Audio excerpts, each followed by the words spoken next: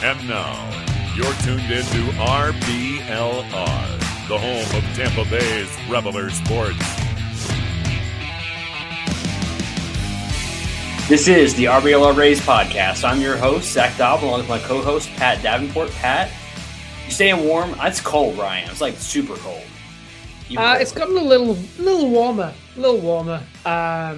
But we're still the worst thing is just like it's still so dark all the time. I don't know what it's like on your ends, but it's like we get like 4 hours of sunlight or something like that. It feels dark like at like 5:30 right now. It's unreal. Oh, it's that's the worst part is when it's dark when you go to work. It's dark when you come home from work.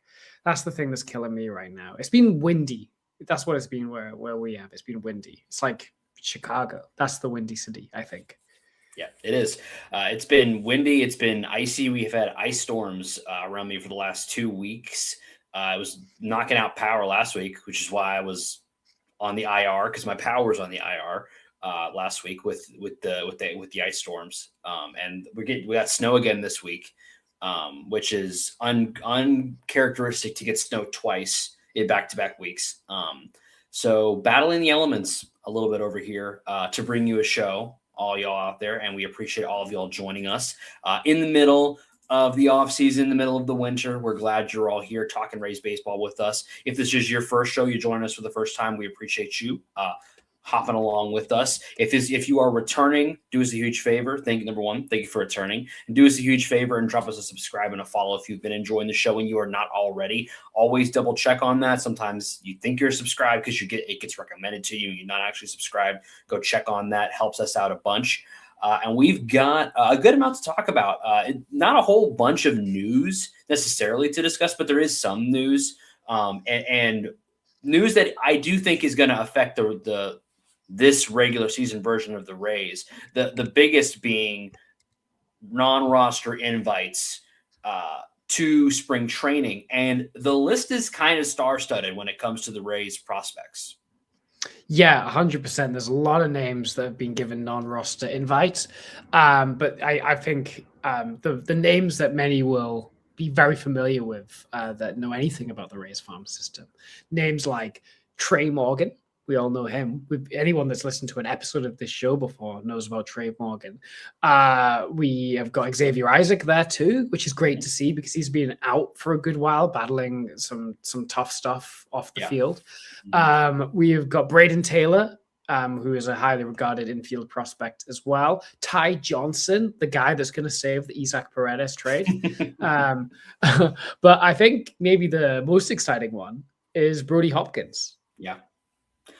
Yeah, we were talking about him a good bit before the show, and if you're not aware, Brody Hopkins is a stud. He's an electric starting pitcher, and he is rising through the ranks basically unimpeded by everybody in front of him. Made his way up to Double-A, was excellent.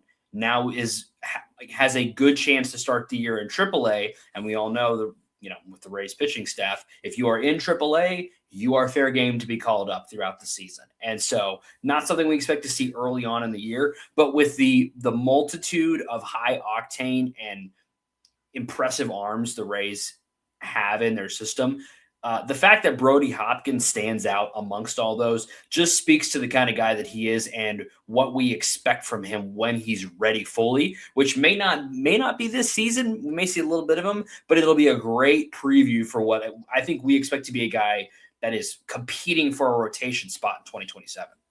Yeah, that soon.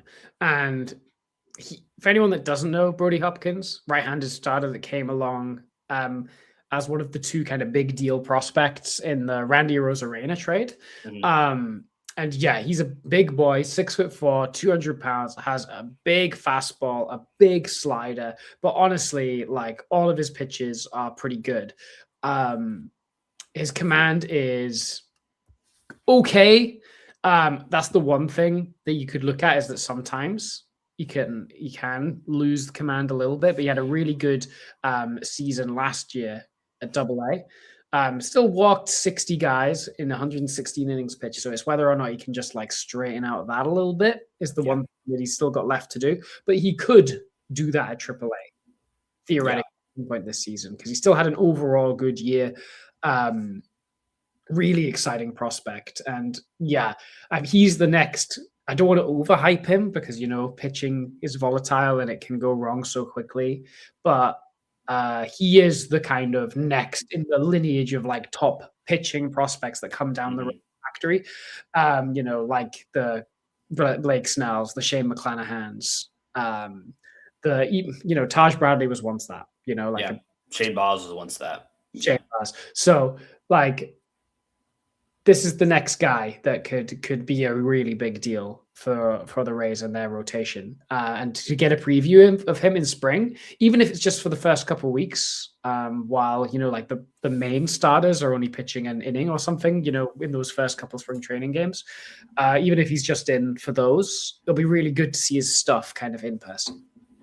Somebody else that I think we may see alongside Brody Hopkins is another guy that I'm excited about, and that's Kenny Piper. A catcher coming up. If you don't know about Kenny Piper, you're not going to enjoy seeing him in the batter's box too much. He's not an elite hitter. What he is elite at, though, is everything behind the dish. Great game caller, great receiver, great framer, one of the best defensive catchers in the Rays system, if not the best. And I'm not sure where he's going to slot into 2026 if he's going to be a part of the major league team. But I just enjoy watching a good defensive catcher. I think I've said it before on the show. I would honestly rather my catcher just be elite defensively, and I really don't care about your bat that much if you can be elite, because I think that makes such a difference for your starting pitching and relievers if you have that elite guy back there. We had the perfect Rays catcher was Mike Zunino, where he had the power, but what we even more invaluable than the power that he supplied was the way he worked with the staff, how good he was bringing in all those crazy arms and calling great games, was a great receiver, great framer. I want more of that from the Rays catching and less of whatever we got last year. I need more defense focus. So I'm excited to see a guy like Kenny Piper getting some shine. Has enough time passed for us to safely say that Alex Jackson was like underrated?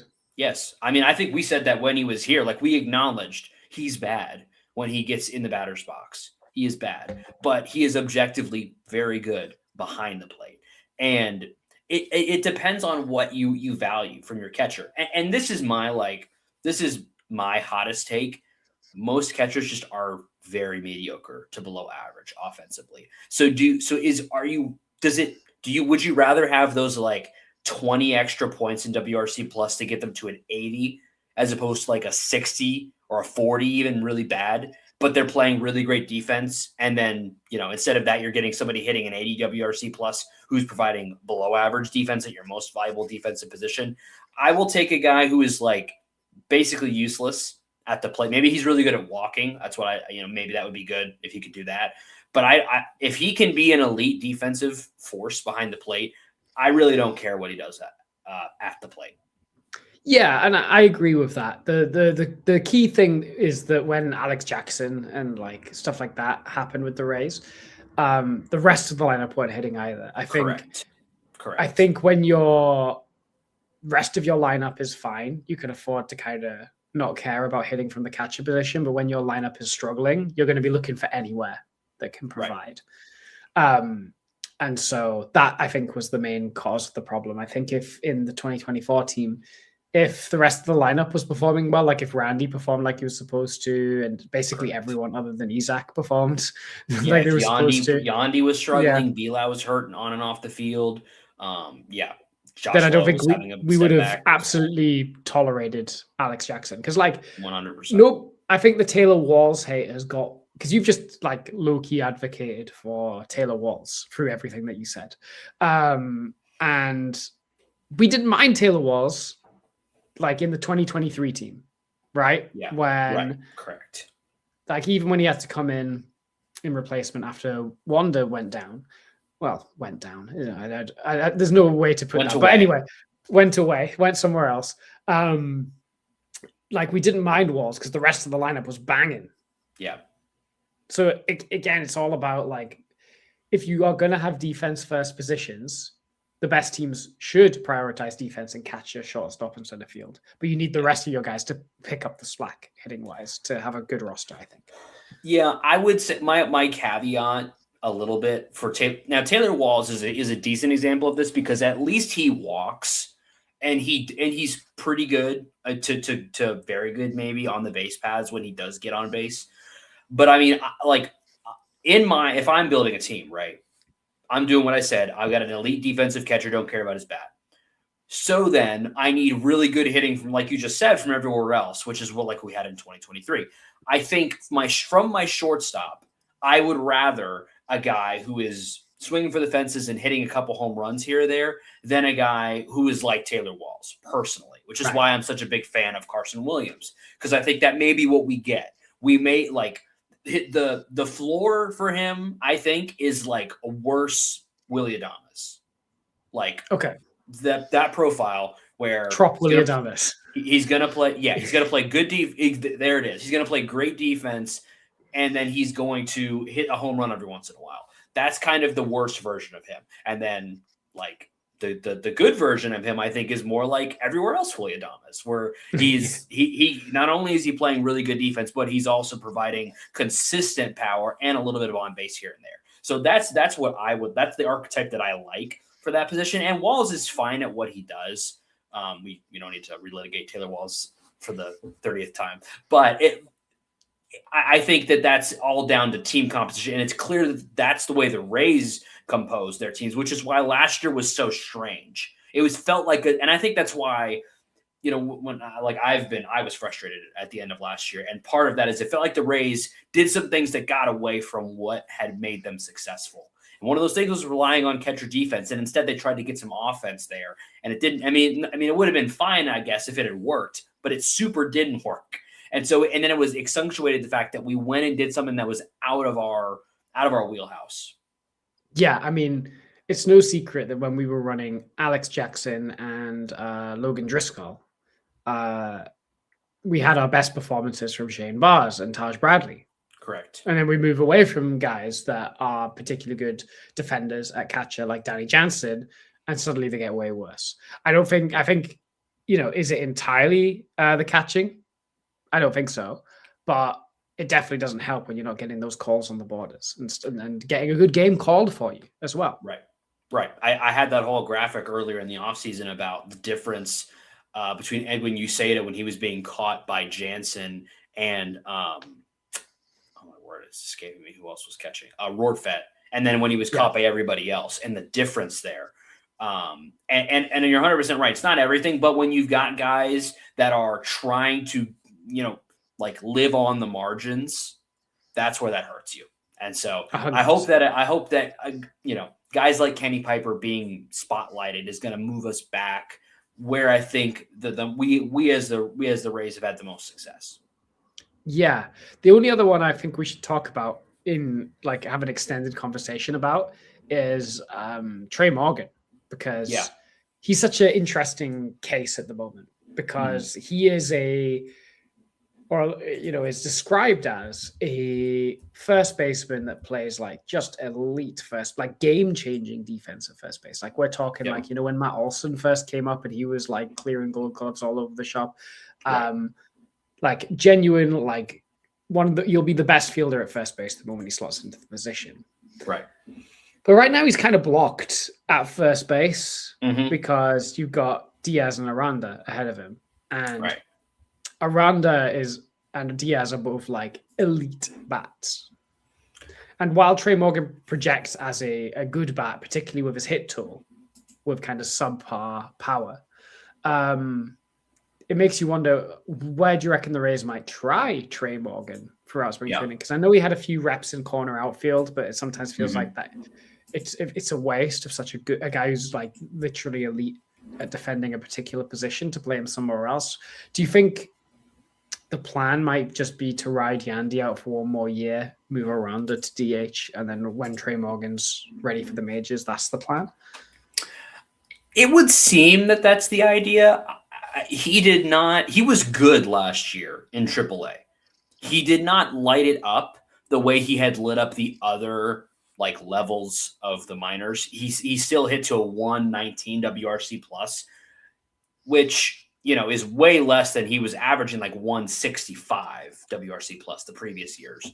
So I think it's fair to say that he could use one more year to cook down there. So I think that's a strategy that could work. I also think that I don't know how much, I can't remember how much we discussed this specifically with Brandon Lau, but with Brandon Lau gone now, I also do wonder about second base. Obviously the Rays traded for Gavin Lux, and the expectation is he will start there. And you've also got guys like Richie Palacios there. But I wonder how committed the Rays are to Gavin Lux. And if he starts to struggle, is the first move is probably to Palacios, but I wonder how far down on the totem pole Trey Morgan would be. I don't know. Let me see if I can find if he's played much second base in the minors. He's played no second base in the minors up to this point. He's played only left field, first base, and DH. So it would be a new position for him. So I guess that's something I'm going to be watching, because to me, that's the easiest path. Because again, even if you do move off of Yandy after the season, you've still got Jonathan Aranda in front of him. And then you got to figure out what to do with Xavier Isaac, who we're very glad that he's, overcome a tough offseason and he's back, playing baseball. That's exciting. But eventually he's going to be, assuming he's still with the org, he's going to be asking for playing time too. So if I were Trey Morgan, having a little versatility might be a good thing. And I think second base is currently occupied by Gavin Lux, but I think his grip on that position is not a strong one. Yeah, and I think he's only got 1 year left on whatever contract he's on before he's a free agent. So yeah, it's only a plaster on second base right now. Right. So interesting about Trey Morgan, because he's such an interesting player and potential to be a very unique first baseman, I would say. So I'm interested to watch him play. I mean, even in like what was considered like a down year by his standards, he still almost like had a 400 on base percentage. Still an 810 OPS. The thing is, though, he does it with like, only 8 home runs, right? Last year he peaked with 10 home runs. So he's not a home run hitter. Which and if any team has had experience with very good first basemen that don't necessarily hit a ton of home runs, at least not at first, it would be the Rays, because that's what they've had for the last several years in Yandy Diaz, and he's been elite his entire time here and really underrated. And so I think that there is a world in which he is moving up and taking, especially now that you no longer have to worry about having Brandon Lau's position to worry about as far as like trying to get people at bats. I think you got comfortably Jonathan Aranda in at first base, comfortably Yandy Diaz in at DH, and they can swap there if they want to. But those two are comfortably there, and there's not really a whole lot of argument about who's getting those reps. But if Trey Morgan plays well enough and he starts to get a cup of coffee, I think it would be cool for him to get some time with Yandy. Because I would love to see him learn as much as he can from Yandy if Yandy does move on after this year, if we do move on from him, because that's the kind of guy that we need Trey Morgan to turn into. 100%. Have you ever heard of Zips? I have heard of Zips. Yeah. The Zips came out for the Rays a couple weeks ago. Have you had a chance to look at it, or do you want me to tell you? Tell me. I've not looked deeply into it. Okay, so for anyone that doesn't know, Zips is kind of Fangraphs' big kind of projection tool, where they essentially predict how much Fangraphs WAR each team's gonna produce from each position, and from that they'll try and kind of gain a measure for the team's performance. And Zips tends to be way harsher than you think it's going to be. Yes. Usually, particularly with the Rays, because the Rays do it in a kind of unconventional way where they often make up performance in the aggregate, as opposed to with one player. So I'm going to just like tell you what Zips projects for the team, and I'll let you react. Do you want me to do this position by position? Yeah, let's go position by position. Yeah. Okay, so at catcher, they assume Fortes and Fiducia will combine for about 1.7 WAR. So like maybe like that's probably a smidge below like major league average player. Yeah, that's probably about right. Yeah. 3.2 WAR from first base, mainly from Johnny Aranda, which is like, I think Aranda put up around 3 WAR last year. So Let me check. That sounds about right. I two and think a half I last year. yeah, I think if Johnny Aranda's out there every day, three and a half ish WAR is like, yeah, that's about right. Because he just doesn't field well enough. Because Fangraphs WAR can't spot Correct. field. He's doing that basically all off his bat. Yeah. They project second base. Ooh, grim. They project. This is before the Gavin Lux trade. I don't know if this affects your opinion of it, but they projected the. This is how they project the combination to go: Walls, Palacios, Arenemo, Valade. Mostly Walls and Palacios, but Arenemo more than Valade. Which is crazy. I don't think Arenemo is going to play in the majors this year, but that's 0.5 WAR. 0.5. I think that's a little low. I do like. What did? Hang on. I think that's low. Like, I mean, obviously, like some of those guys are not like nobody in that group is necessarily elite. But like Palacios, the last time he played a somewhat full season in 2024, he put up 1.3 F4. So, right. And you know, Gavin Lux is I think Gavin Lux is good. Like the combination of Gavin Lux and Palacios is worth at least a win and a half, maybe two. I think. Yeah, I think it's a little pessimistic. It's the catching position, like about 1.5, 1.7. Yeah, because 2025 was a rough year for Lux, but his last year in a Dodgers uniform, he put up 1.4 F4. And so yeah, that seems a little bit low. I know that Zips does not like by committee. No, it hits by committee. Williams at shortstop, they expect with a little bit of Walls mixed in, 2.3, so slightly above major league contributor level. Yeah, that's like the floor. Like I don't know, this seems like maybe this seems too aggressive, but I feel like that's kind of the floor for the level of defense that they play. If they're just like if they have a pulse at the plate, that's what they're going to put up. Yeah. They think Caminero at third is going to put up 4. That's a little low. Do you think he put up 4.5 last year? Yeah, that 4 is low. I think 4 is low. Okay. And then the outfield has changed a fair bit. It's about to be rough. They've changed it a fair bit since the Zips projections came out, but because they've still got Josh Lowe in the projection. Right. But they have Jacob Melton in there, and Fraley, and Simpson, and Mullins, and DeLuca.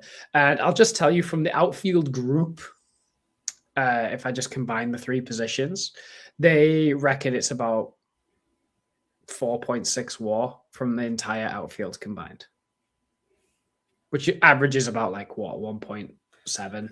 Yeah, I mean, like, which sounds about right. It would be hard for me to project. Because, and again, like WAR is not everything, right? Because like Chandler Simpson, I don't know how much WAR Chandler Simpson's going to be putting up because he's not going to be doing anything power-wise, really. Like I feel like Yandy has always had low WARs overall, like with his time with the Rays. I feel like not hitting for power really hurts you in the WAR department as an offensive player. So like I don't know that Chandler's going to ever put up crazy WAR numbers necessarily. And then it's a lot of question marks. Like, I mean, obviously if Melton figures it out, if DeLuca's healthy and figures it out, well, then maybe it's a different scenario.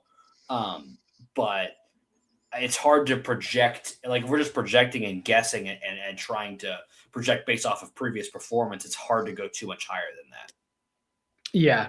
And then Yandy and Aranda at DH, they think that'll produce about 3.2 WAR, the same as first, which sounds about right. That's about right. I think they're going to be somewhere in the 3 to 4-ish range. I don't know that I don't know that Aranda's like his ceiling is. I think it's fairly. I mean, maybe he's got another gear beyond what he did last year. But like, if we got his first the first half of the year that he was doing before he got hurt, or 3/4 maybe, or 60% of the year that he was doing for a full season, I would take that every year, pretty much.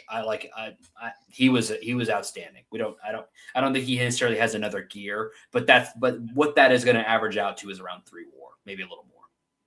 Yeah. And then the starters,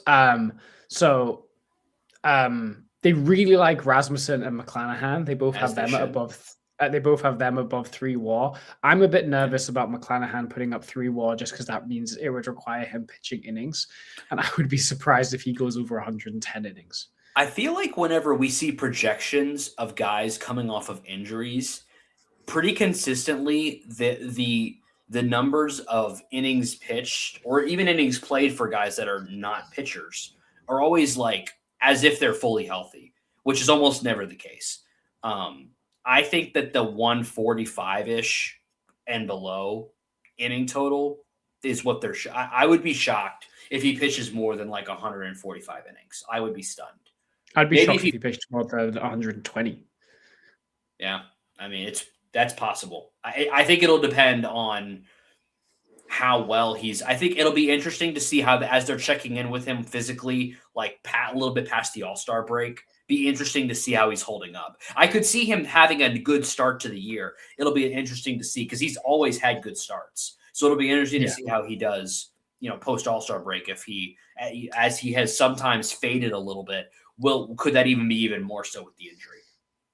Yeah. Pepio, they think a bit better than Major League average, 2.4 WAR, decent. He has the potential to be just as good as the first two guys we mentioned, but I don't think it would be fair to project him any higher than what they did based on his production over previous years. There's Steven Matz, they project kind of like a little below average, 1.8. Yeah, I mean, I think the combination of him, Boyle, are they projecting Seymour?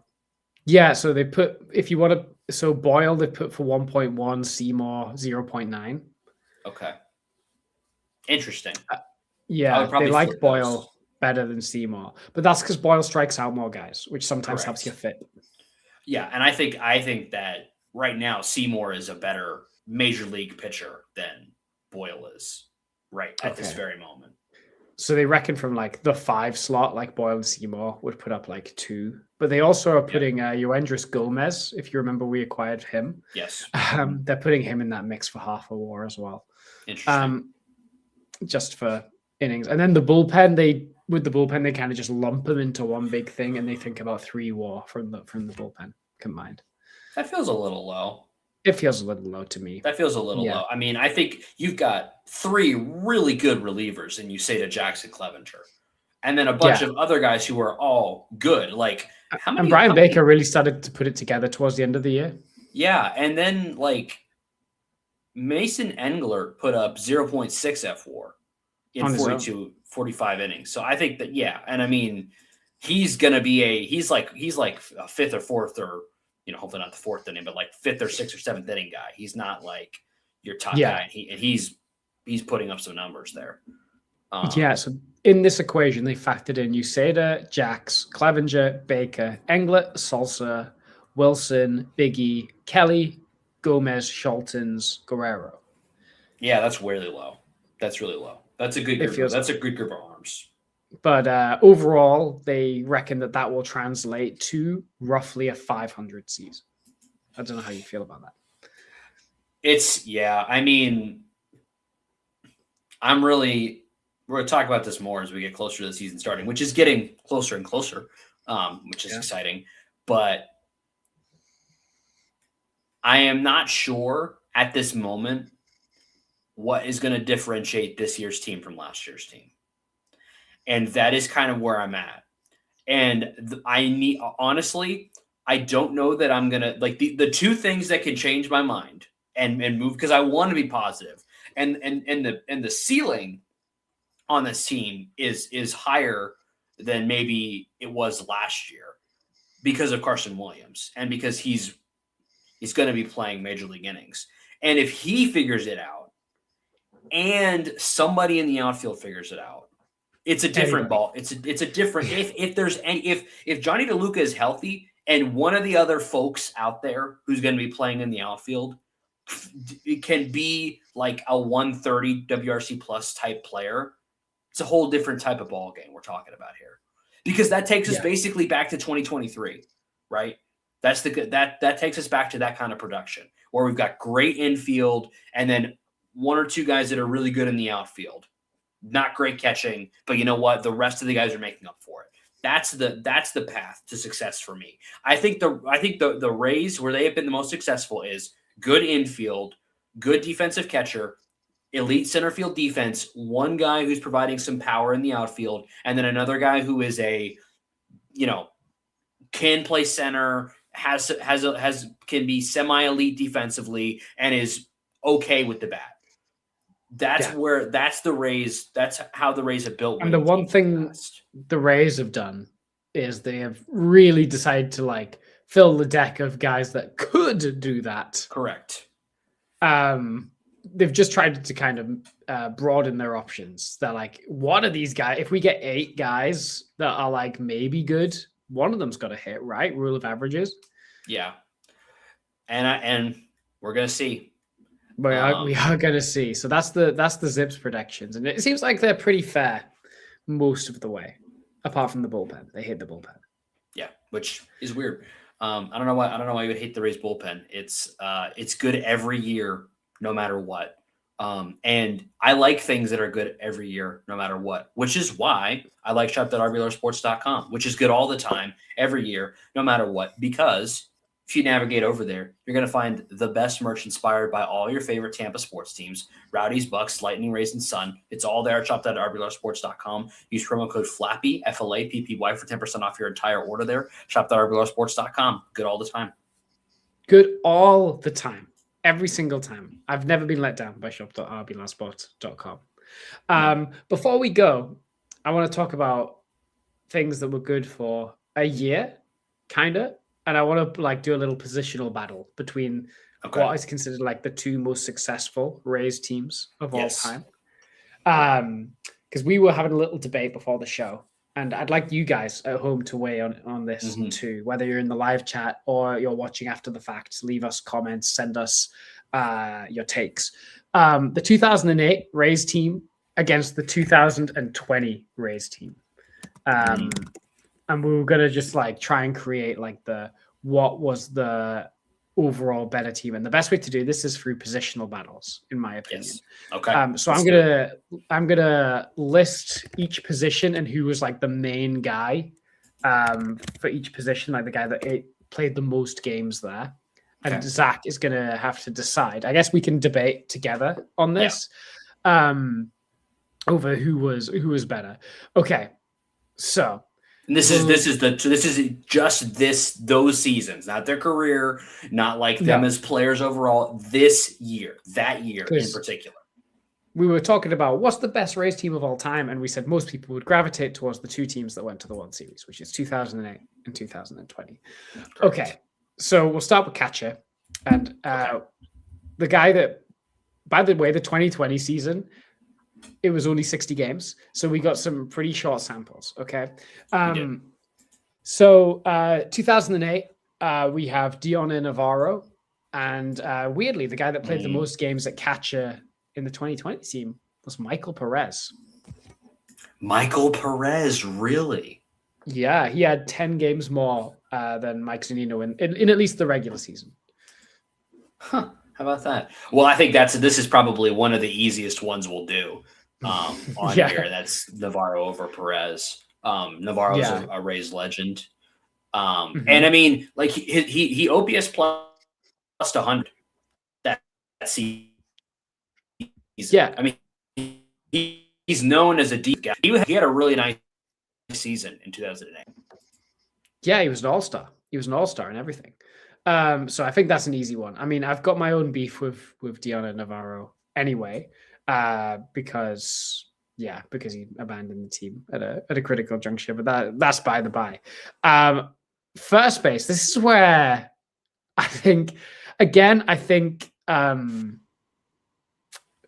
this is one that might get contentious. It's Carlos Pena against Ji-Man Choi. Now, see, here's the thing. this is tough because these are both, well, once again, these are Rays legends.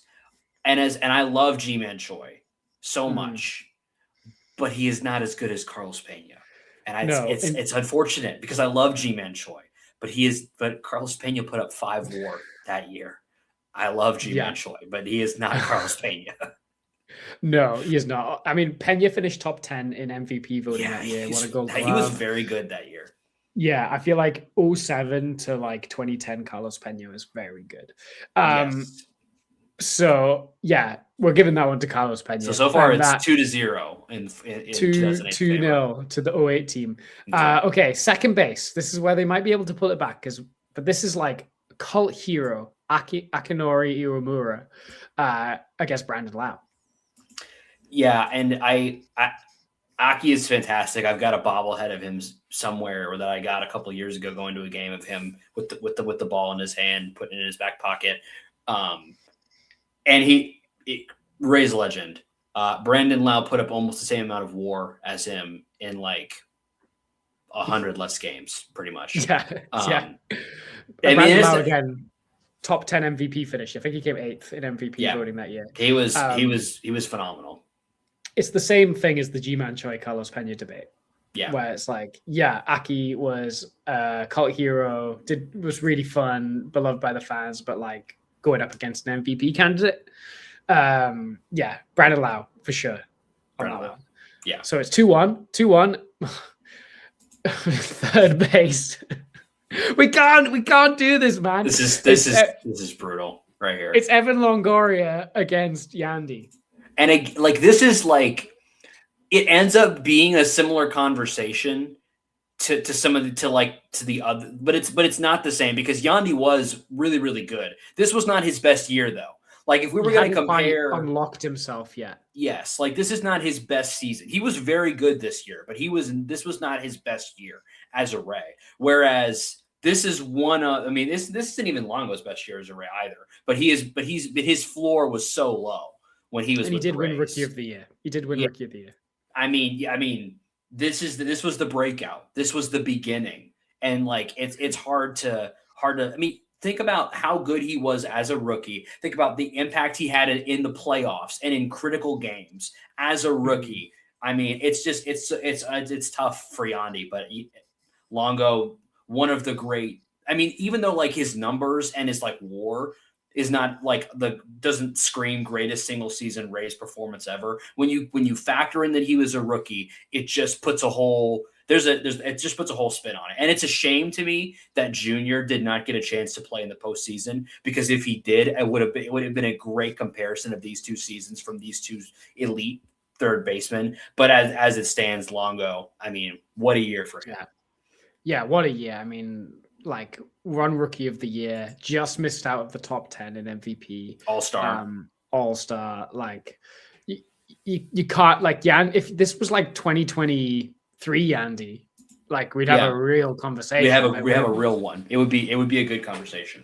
But 2020 Yandy, he's not quite there yet. He hasn't quite unlocked himself yet. He's still kind of like hitting it in the ground too much and like Longo takes that one. So it's 3-1. Shortstop. This is interesting. This is we got Jason Bartlett against Willy Adames. Willie, yeah. This is close. But I think again, like it's close, I think, in your mind's eye. But when you actually look at the numbers, Willie had more WAR than Jason in 60 games. That season. This was a great Willy Adames season.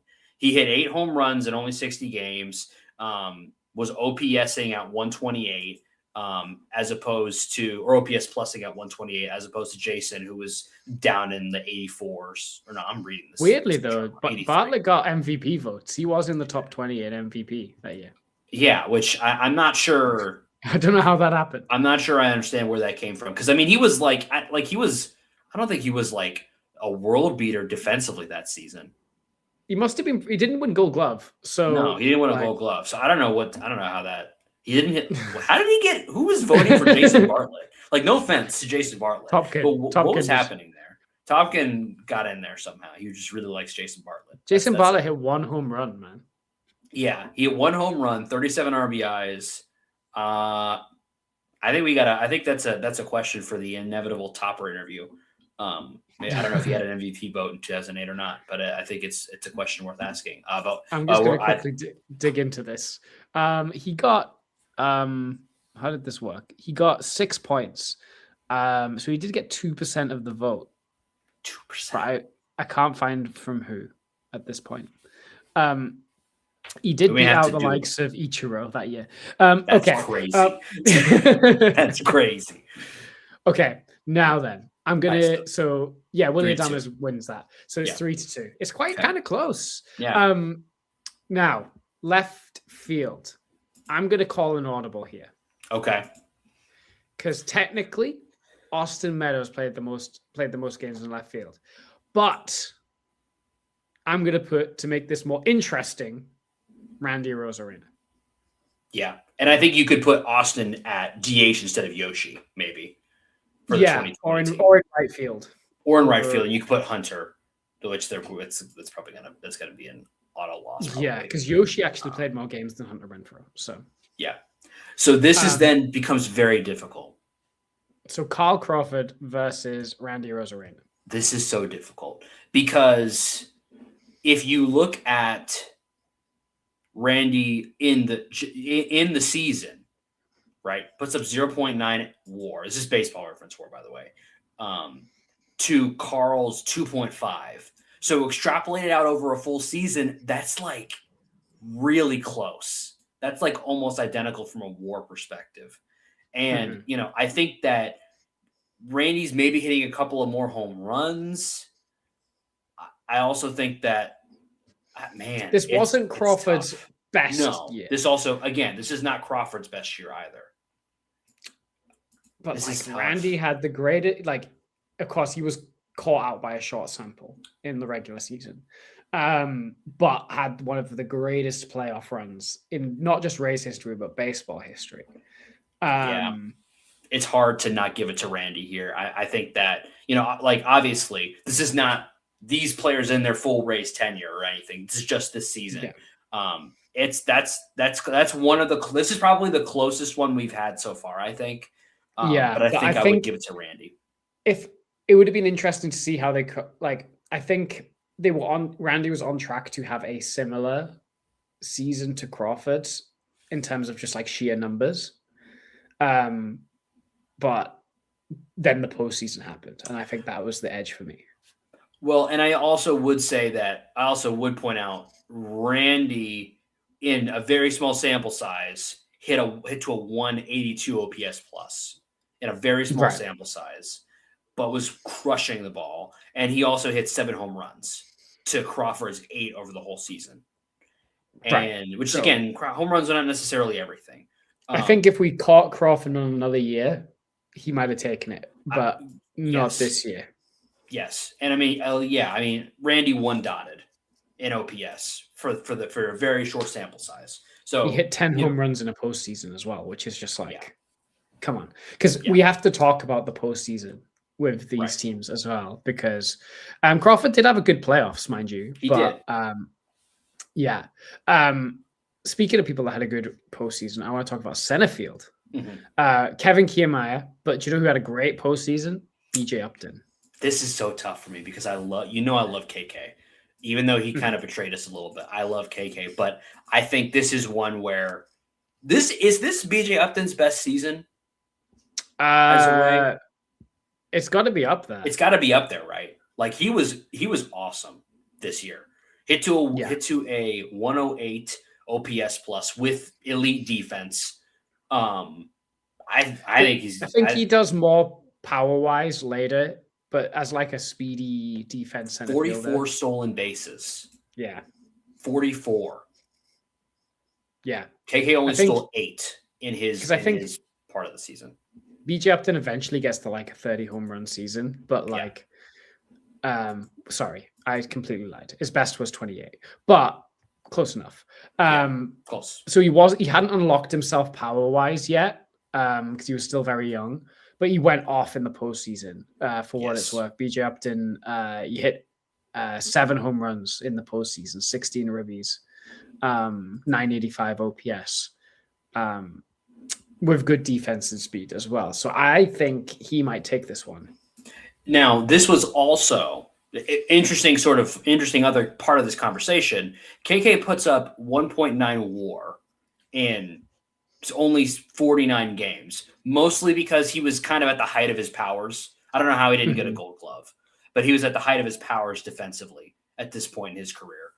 And so, like, that's not nothing, but I'm leaning BJ Upton at this point. Me too, which would make it 4-3 to the 08 team at the moment. Yes. Okay. And then right field, it would be Austin Meadows. We've moved him over to right field against Gabe Gross. He played the most games in right field for the 08 team. Yeah. I think this wasn't Austin Meadows' best year. Well, okay, so hang on. Do we need to find a way to get Ben Zobrist in here for the 08 team? So Ben Zobrist only played 62 games for the 08 team. Right. And he played mostly, I believe, shortstop. Yeah. At least at this point in his career. I'm just wondering if we want to try to find a way. I don't know that he played much outfield this year. He did play a little bit. Not a lot, but he did play a little bit. I think we'll do a utility later. Okay. All right. And he can be that. Yeah. Okay. As far as this, this is not Austin's best season in a Rays uniform either. And this is like, I don't know. Neither of these guys are particularly inspiring, are they? No, this is not. Yeah, this is not an inspiring season of baseball from either one. I guess I would probably. So 101 OPS plus for Gabe Gross in the regular season.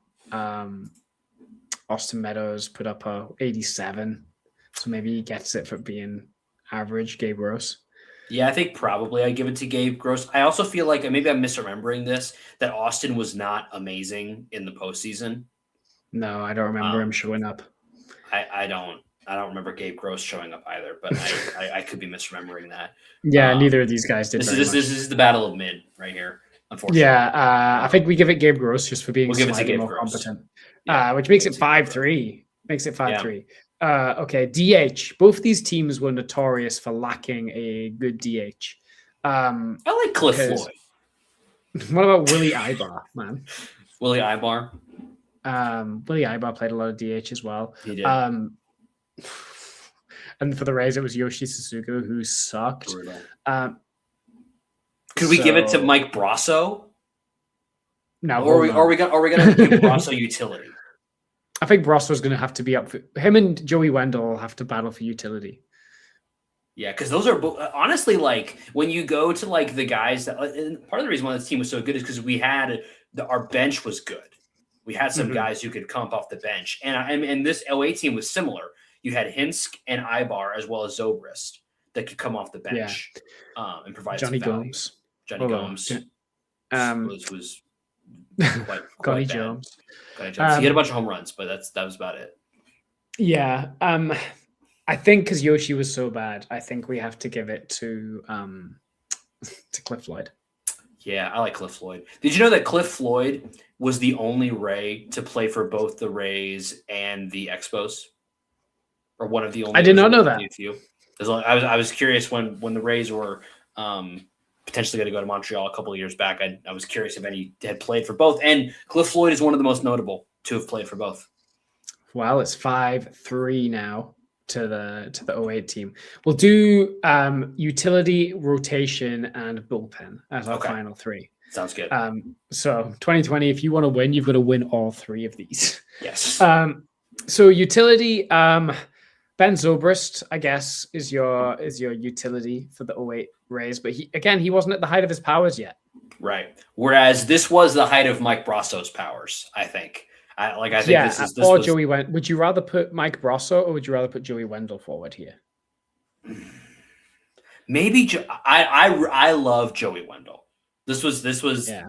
I love because with Mike Brasso, it's the home run against Chapman. That's the thing.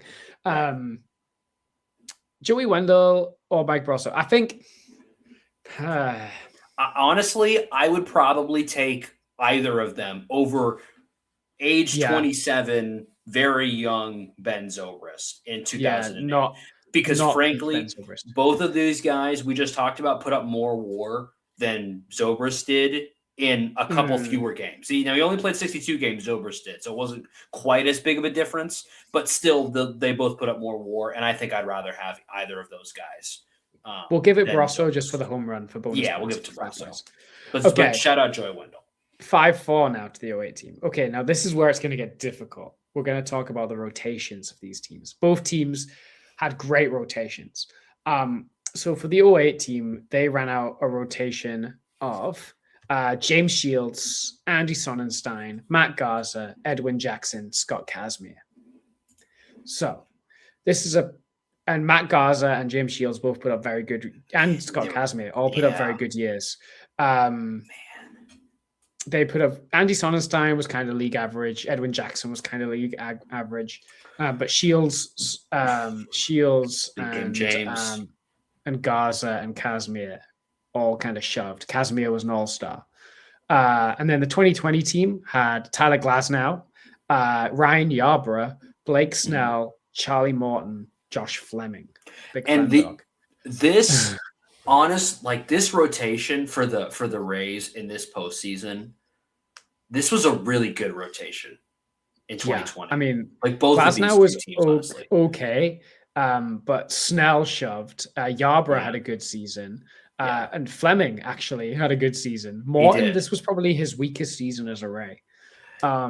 Yeah, he also I think again, if we're talking about postseason, he brought some veteran. He was good in the postseason, yeah. But James Shields and Scott Kazmir and Matt Garza, man, this is hard. This is really. I feel like I like it's not very suspenseful to do it this way, but it's really hard for me to pick anyone over James Garza and Kazmir. Yeah, it's a shame because like Yarbrough and Fleming, I think, bring it down for me because like Yarbrough was good, but he just doesn't have that aura.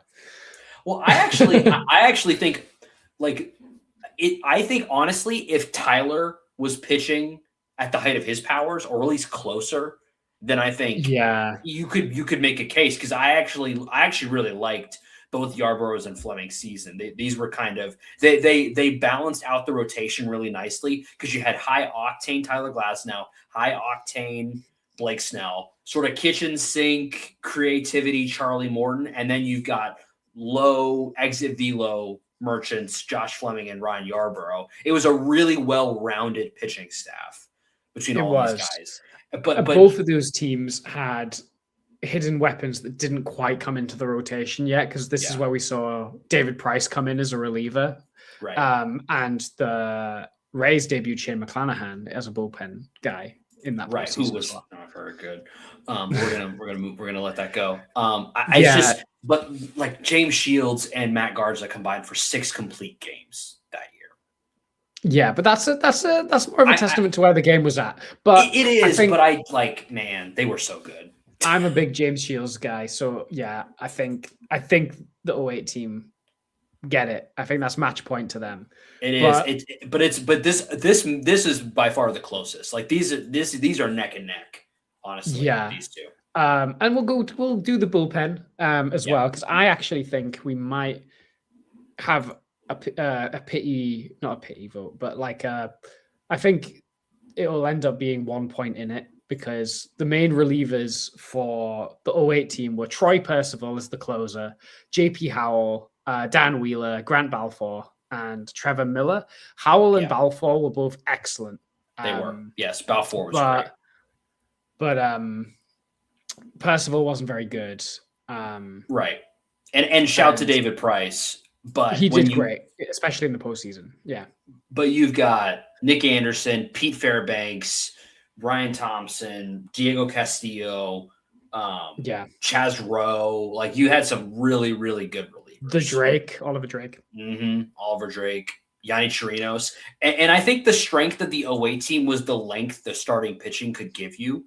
Whereas the 2020 team were like 5 and dive. Yeah, it's a real shame that Nick Anderson kind of ran out of steam in the postseason. Yeah. But like he was still better than Troy Percival, I think. Yes, he was. So I think the 2020 team get the bullpen. Yeah, sure. I think the fact that, like, I mean, I don't know how much you care about ERA plus, but Nick Anderson had a 7.56 ERA plus in the regular season in 2020, just an insane. And Castillo also had like a 2.49. He would like we had some dogs in 2020. Yeah, Castillo was great that year. Yeah. So I think that finishes at 6-5 to the 08 team. So it was close. It was really close. They're both really good teams. And I think it's what's interesting about it, I kind of just mentioned it. They're two different types of team as well. Like they got their production from different places. But they were still great. And both teams had some all-time postseason performances from their stars. And it's what made them so much fun to watch. Yeah. Imagine if we did this next week, but it was the other way around. Who was the worst Rays team of all time? That's unfortunate. That list that we'd have to do, because I mean it would just be too like early devil. We'd have to do like a modern team. I think in the like post Devil Rays era, it's probably it's probably the 2015 or 16 Rays. Yeah, those were pretty bad. Like the first 2 years under Cash, were rough. Because I don't know that the record. Like I'm curious now. I don't know that the record is that much worse. Let's see, 26. Like 2016 is probably the worst in the. Yeah, that was when we were like putting wins. We were putting out like Grady Sizemore. Brutal. That's we hadn't 68 was quite by a pretty good margin our lowest win total for a while. Like you'd have to go back to 2007 to get around that time. So we'd probably take like a Devil Rays team and the 2016 team who was worse. 2002 we won 55 games. Ooh. That's not good. Maybe we can come back to that next week. Yeah, we'll circle around. But I think that's going to do it for this week.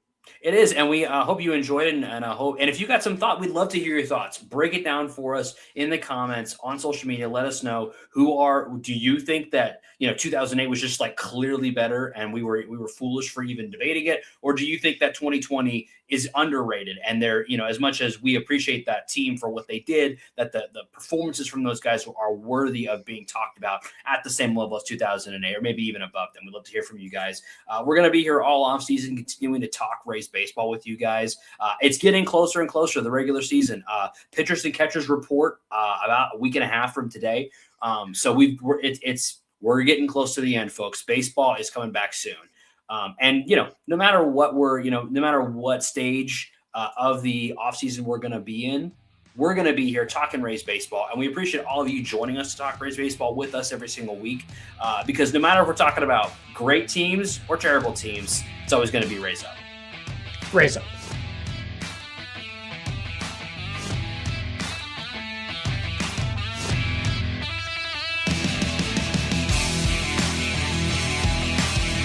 Thank you for tuning into this presentation by RBLR Sports. On your way out of the stadium, please remember to like and subscribe.